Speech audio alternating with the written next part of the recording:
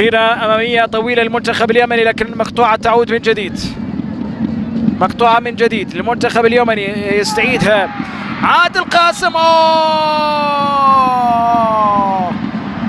يبدو لي بأن هناك راية وتسلل، راية وتسلل هنا. الإعادة أعتقد ما فيها تسلل، أعتقد ما فيها أي تسلل في اللقطة الماضية.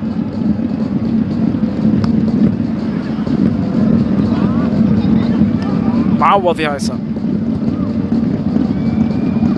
معوض خير يا عصام ردمان.